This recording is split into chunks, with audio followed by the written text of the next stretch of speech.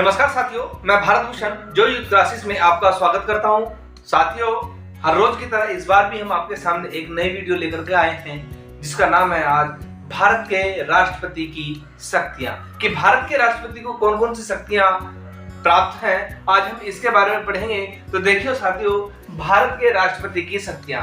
भारत के राष्ट्रपति की शक्तियों को दो भागों में बांटा गया है, जिसमें पहला नंबर आता है शांतिकालीन शक्तियां और दूसरा होता है आपातकालीन। देखिए, नाम से भी हमें मालूम होता है कि शांतिकालीन, शांति कब होती है?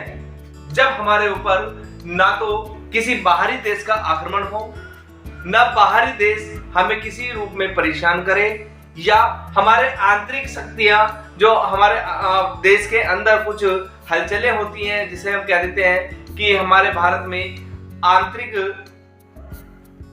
द्वेष उत्पन्न हो जाता है। तो उसमें क्या है कि हमारी सरकार और हमारा प्रशासन दोनों ही अशांति के रूप में आ जाते हैं, जिसमें हमारे देश में शांति नहीं रह पाती, क्योंकि यहाँ पर उनकी क्रियाशीलता दिखाई देने लग जाती है, परेशानी सामने रहती है। इसलिए हम कहते हैं कि भारत की शांतिकालीन शक्तियां होती है, जिसमें कोई भी राजा, कोई भी देश अपनी दिनचर्या को, अपने शासन को सुचारू रूप से आसानी से चला सके, उन्हें हम शांतिकालीन शक्तियां कहते हैं। अभी शांतिकालीन शक्तियों में हमने इन्हें 5 भागों में बांटा है, जिसमें पहला नंबर आता है कार्यपालिका शक्ति, दूसरा आता है विधायी शक्ति, तीसरा आता है वित्तीय शक्ति, चौथा आता है न्यायिक शक्ति और पांचवा आता है क्षमादान शक्ति। तो भारत के राष्ट्रपति को ये पांचों शक्तियां प्राप्त हैं।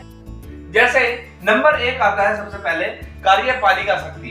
अब इसके अंदर सबसे पहली चीज आती है नियुक्तियां, कि राष्ट्रपति किन किन लोगों की नियुक्ति कर सकता है। इसके बारे में राष्ट्रपति को शक्ति प्राप्त है, क्योंकि वह सबसे पहले अगर बात करें तो भारत के प्रधानमंत्री की नियुक्ति करता है। कब? जब वह बहुमत प्राप्त कर लेता है। जब वह बहुमत प्राप्त कर लेता है तो वह प्रधानमंत्री की नियुक्ति करता है कि अब आप अपनी सरकार 5 साल के लिए चलाते रहिए। दूसरा, प्रधानमंत्री की सलाह पर ही वह मंत्री परिषद का गठन भी करवाता है। प्रधानमंत्री की सलाह पर करता है, राष्ट्रपति करता है कि प्रधानमंत्री सलाह देता है कि हमें इन लोगों को कैबिनेट मंत्री, इन्हें राज्य मंत्री और इन्हें स्वतंत्र प्रभार मंत्री बनाना है। तो प्रधानमंत्री ही सुझाव देता है राष्ट्रपति को कि इनकी नियुक्ति भी की जाए। तो राष्ट्रपति प्रधानमंत्री के साथ साथ मंत्री परिषद की भी नियुक्ति करता है। राष्ट्रपति उच्चतम न्यायालय के न्यायाधीश या उच्च न्यायालय के न्यायाधीश की नियुक्ति भी करता है। संघ लोक सेवा आयोग के अध्यक्ष की भी नियुक्ति करता है। राष्ट्रपति भारत के जितने भी राज्य हैं उन सब में जो राज्यपाल नियुक्त किए जाते हैं, तो राष्ट्रपति के द्वारा ही नियुक्त किए जाते हैं और राष्ट्रपति ही उन्हें शपथ ग्रहण कराता है। राष्ट्रपति ही उप प्रधानमंत्री को अपने पद पर नियुक्त करता है। राष्ट्रपति ही नियंत्रक एवं महालेखा परीक्षक के पद पर भी नियुक्ति देता है। राष्ट्रपति ही जो विदेशों में राजदूत तैयार किए जाते हैं, राजदूत बनते हैं, तो उनकी नियुक्ति भी हमारे राष्ट्रपति द्वारा ही की जाती है। तो राष्ट्रपति के पास यह शक्तियां निहित है कि वह किसी भी व्यक्ति को नियुक्ति प्रदान कर सकता है। दूसरा आता है पद विमुक्ति। राष्ट्रपति के पास अगर पद ग्रहण कराने की शक्ति है तो उसे पद से हटाने की भी शक्ति है। जैसे राष्ट्रपति केंद्रीय मंत्रियों के पद को भी समाप्त कर सकता है। राष्ट्रपति राज्यों के राज्यपाल की नियुक्ति को भी समाप्त कर सकता है। राष्ट्रपति सर्वोच्च न्यायालय के मुख्य न्यायाधीश या उच्च न्यायालय के न्यायाधीश की भी नियुक्ति को रद्द कर सकता है। साथ ही साथ जो अटॉर्नी जनरल बने हुए हैं हमारे भारत में, उनकी नियुक्ति को भी वो रद्द कर सकता है, उनकी नियुक्ति को भी वो पद विमुक्त कर सकता है। तो राष्ट्रपति के पास ये जो शक्ति है वो निहित है। तीसरा, विदेशी संबंध। राष्ट्रपति विदेशी संबंध भी बनाने में इनके पास शक्ति प्राप्त है, क्योंकि अगर हम किसी देश से संबंध बनाते हैं तो उसमें राष्ट्रपति का सहयोग सबसे ज्यादा होता है। उसके बाद आता है सैन्य शक्ति। राष्ट्रपति तीनों सैन्य शक्तियों का, थल, जल और नभ, तीनों शक्तियों का सर्वोच्च कमांडर होता है। तीनों शक्तियों की शक्ति राष्ट्रपति में निहित होती है और राष्ट्रपति किसी भी देश पर आक्रमण करने की इजाजत दे सकता है और युद्ध विराम की शक्ति भी राष्ट्रपति के पास निहित है कि वो तीनों सेनाओं को आदेश दे करके युद्ध को रुकवा भी सकता है और युद्ध करा भी सकता है। तो ये सब चीजें राष्ट्रपति को प्राप्त हैं। आगे देखते हैं विधायी शक्ति की संसद में अधिवेशन। राष्ट्रपति संसद में अधिवेशन बुलाने की शक्ति राष्ट्रपति को प्राप्त है कि वह संसद में दोनों सदनों को बुला करके उनकी मीटिंग ले सकता है, विधेयक को पास करवा सकता है। तो संसद में अधिवेशन बुलाने की शक्ति राष्ट्रपति को प्राप्त है। दूसरा विधेयक स्वीकृति कि अगर हमें कोई भी विधेयक पास करवाना है तो उसमें राष्ट्रपति की स्वीकृति अनिवार्य होती है, क्योंकि कोई भी विधेयक या तो राज्यसभा में पास किया जाता है या लोकसभा में पास किया जाता है। जब दोनों जगह पास हो जाता है तो उस पर हस्ताक्षर राष्ट्रपति के होते हैं और उसके पास प्रस्ताव भेजते हैं राष्ट्रपति के पास कि हमने ये विधेयक पास करा है, आप इस पे अपनी सहमति दें। तो राष्ट्रपति अगर उसके पक्ष में है तो भी और विपक्ष में है तो भी, या वो अच्छा है तो भी और बुरा है तो भी, तो वह अपने सिग्नेचर उस लेटर पर, उस प्रस्ताव पर कर देता है, स्वीकृति दे देता है कि हाँ अब आप इस काम को सुचारू रूप से कीजिए। उसके बाद आता है मनोनयन शक्ति कि राष्ट्रपति आंग्ल भारतीयों को, जिसमें व्यक्तियों की संख्या 2 होती है, उनको लोकसभा में मनोनीत कर सकता है। उसे राष्ट्रपति को मनोनीत करने की शक्ति प्राप्त है। भारतीय आंग्ल में 2 लोकसभा में, और जब राज्यसभा की बात होती है तो 12 व्यक्ति को राष्ट्रपति बिना सोचे समझे नियुक्त कर सकता है, उन्हें पद ग्रहण करा सकता है। उसके बाद आता है अध्यादेश जारी करने की शक्ति। भारत में कोई भी अध्यादेश जारी होता है तो वो राष्ट्रपति के बिना नहीं हो सकता। राष्ट्रपति ही उस अध्यादेश जारी करने को घोषणा करता है और अध्यादेश जारी हो जाता है। नेक्स्ट है भारत के राष्ट्रपति को लोकसभा भंग करने की भी शक्ति प्राप्त है कि वह लोकसभा को 5 वर्ष से पूर्व, 5 वर्ष से पहले भी भंग कर सकता है। राष्ट्रपति प्रधानमंत्री की सलाह पर इसे भंग करने की शक्ति प्राप्त है। उसके बाद हमारा वित्तीय शक्ति जो राष्ट्रपति को प्राप्त है, वित्तीय शक्ति आ जाती है, जिसमें सबसे पहले है धन विधेयक। तो धन विधेयक की जब हम बात करते हैं तो राष्ट्रपति की पूर्व सहमति के से भी संसद में धन विधेयक प्रस्तुत किया जा सकता है। बजट राष्ट्रपति के आदेश के आधार पर जो बजट होता है वह भी प्रस्तुत किया जाता है। और वित्तीय बंटवारा कि राष्ट्रपति के आदेश से जो केंद्र सरकार और राज्य सरकारों के बीच में जो वित्तीय या राजस्व बंटवारा होता है तो वह भी राष्ट्रपति की शक्ति प्राप्त है इसे। तीसरा है आकस्मिक निधि। आकस्मिक निधि के अंदर संचित निधि आती है। जब न्यायिक शक्ति की बात करते हैं तो राष्ट्रपति अनुच्छेद 143 के आधार पर सर्वोच्च न्यायालय के मुख्य न्यायाधीश से किसी भी समस्या अथवा कानून पर विचार विमर्श कर सकता है। राष्ट्रपति को यह अधिकार है कि वह सर्वोच्च न्यायालय के मुख्य न्यायाधीश द्वारा जो सलाह दी गई है उसे वह माने या ना माने, ये राष्ट्रपति पर निर्भर करता है। तो अनुच्छेद 143 में इसका वर्णन किया गया है। नेक्स्ट आता है क्षमादान की शक्ति। तो राष्ट्रपति को संघीय विधि के विरुद्ध उच्चतम न्यायालय, उच्च न्यायालय के द्वारा किसी भी व्यक्ति को अगर दंड दे दिया है, उसे मृत्यु दंड की स्थिति में आया हो, आजीवन कारावास आया हो या कुछ समय का कारावास आया हो, तो ऐसे व्यक्ति को की जो सजा है राष्ट्रपति अपने बिहाफ पर, अपने आधार पर उसे कम कर सकता है, उसे क्षमा कर सकता है। यह शक्ति राष्ट्रपति को प्राप्त है। यह जो प्रक्रिया है ये अनुच्छेद 72 के अंतर्गत आती है। दूसरी बात, राष्ट्रपति जब तक अपने पद पर बना हुआ है तो उस पर कोई भी दंडात्मक कार्यवाही नहीं की जा सकती। यह भी न्यायिक शक्ति में इसका आता है। उसके बाद बात करते हैं आपातकालीन शक्तियां। तो आपातकालीन शक्तियों को जब हम पढ़ते हैं तो आपातकालीन शक्तियां 3 भागों में होती है। नंबर 1 होता है राष्ट्रीय आपातकाल, जो अनुच्छेद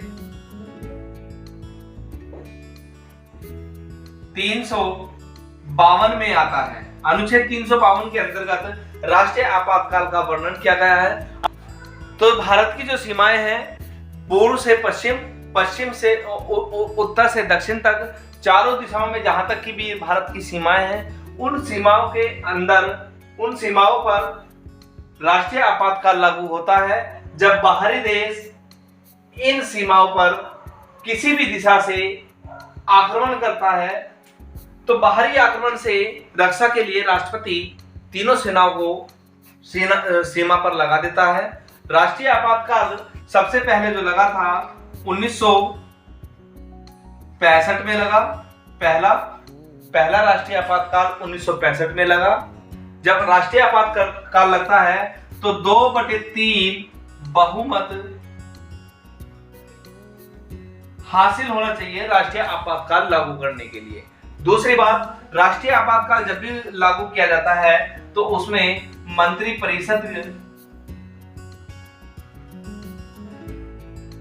मंत्रिपरिषद की सलाह अनिवार्य रूप से ली जाती है राष्ट्रपति को, कि जब मंत्री का गठन करते हैं तो उसमें मंत्री या जो प्रधानमंत्री है वह सलाह देता है कि हाँ राष्ट्रीय आपातकाल लागू हो।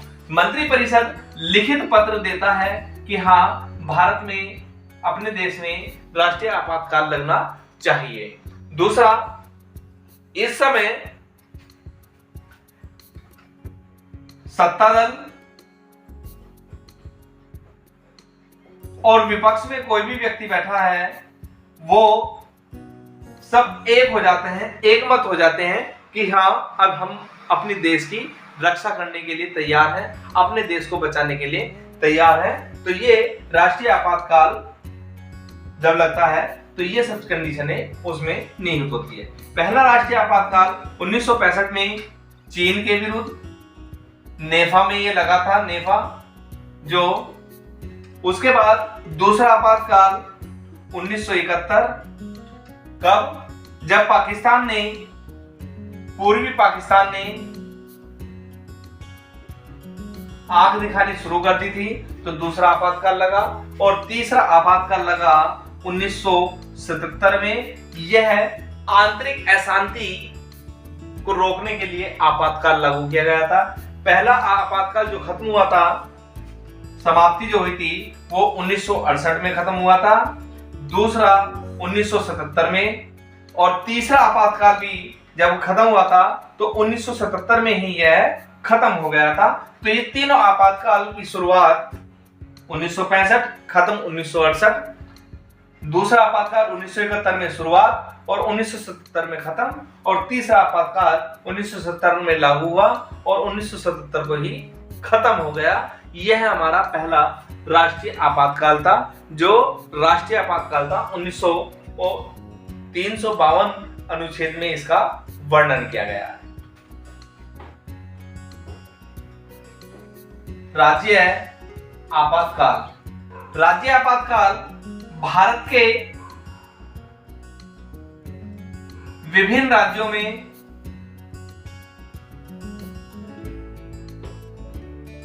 राज्यपालों द्वारा या मुख्यमंत्री के द्वारा जब शासन हाथ से निकल जाता है, उनके बस की शासन चलाने की शक्ति नहीं रहती, या वहां पर जनता उग्र हो जाए, शासन से ऊपर उठ जाए, तो वहां भारत में राज्य आपातकाल लागू होता है।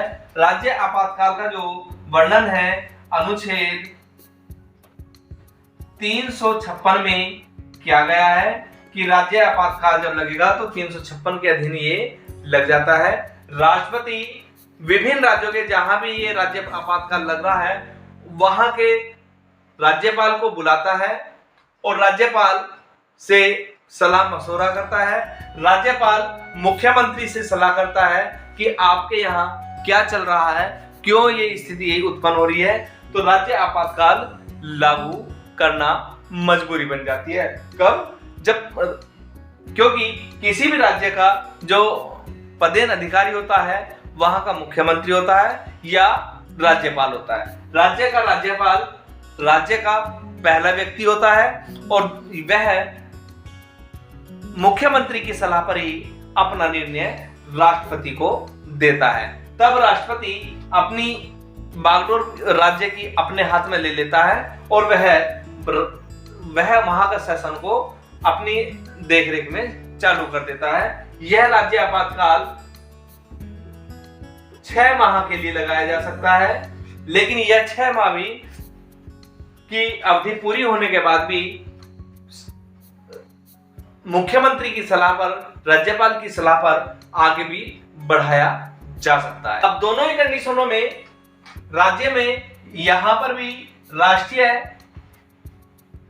जब राष्ट्रीय आपातकाल होता है तो भारत का राष्ट्रपति होता है, जो भारत का राष्ट्रपति होता है उसके हाथ में यहां की सत्ता आ जाती है। राष्ट्रपति यहां का प्रमुख हो जाता है, तो राष्ट्रपति के अधीन ही वहां के राज्य का या देश का शासन सुचारू रूप से चलने लग जाता है। भारत के विभिन्न राज्यों में जो सबसे पहले राज्य आपातकाल लगाता है, पहला राज्य आपातकाल वो पंजाब में लगाता है सबसे पहले, पंजाब में, और पंजाब में लगाता ये 1951 में। जब पंजाब में सबसे पहले लगा 1951 में, तो जब से हमारे देश आजाद हुआ और भारत में गणतंत्र की व्यवस्था की गई है तब से लेकर आज तक लगभग 100 से ज्यादा बार राज्य आपातकाल विभिन्न राज्यों में लग चुका है और वह प्रक्रिया आगे भी निरंतर चल रही है। तो राज्य आपातकाल में 6 माह के लिए जो शासन की शक्ति है वो राष्ट्रपति को प्राप्त हो जाती है और राष्ट्रपति ही वहां का सर्वेसर्वा होता है। जो अनुच्छेद 360 के अंतर्गत आता है, इसका वर्णन वित्तीय आपातकाल का जो वर्णन है अनुच्छेद 360 में है। और भारत की अभी ऐसी कोई कंडीशन नहीं फंसी कि जिसमें वित्तीय आपातकाल का सामना करना पड़े। यहाँ भुखमरी की कंडीशन भी नहीं आई। भले ही भारत कितना भी गरीब देश है, कितनी भी पॉपुलेशन यहाँ पर रहती हो, लेकिन यहाँ वित्तीय आपातकाल, पैसे का संकट कभी नहीं आया। तो साथियों, ये भारत के राष्ट्रपति की कुछ शक्तियां थी जो हमने आपको डिटेल में बताई है। Thank you.